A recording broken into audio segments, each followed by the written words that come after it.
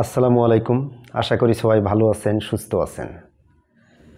মোবাইলের audio video প্রমাণ হিসেবে গণ্য হবে কিনা এ বিষয়ে অনেকে আমার কাছে প্রশ্ন করেন যে ভাই, মোবাইলের অডিও ভিডিও প্রমাণ হিসেবে গণ্য হবে কি হবে না, এক্ষেত্রে আদালত পুরোপুরি গ্রহণও করেন না, আবার রিজেক্টও করেন না।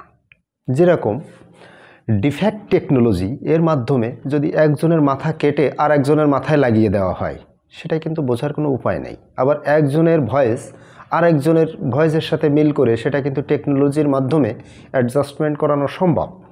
সুতরাং আপনার ফ্যাক্ট অফ রিলেভেন্স, অর্থাৎ একটা মামলা হলো, সেই মামলার সাথে যদি ওই অডিও বা ভিডিওর রিলেভেন্স থাকে সেক্ষেত্রে আদালত গ্রহণ করবে। কিন্তু শুধুমাত্র যদি অডিও ভিডিও থাকে, অন্য কোনো প্রমাণ থাকে না, সেক্ষেত্রে কিন্তু আদালত গ্রহণ করবে না।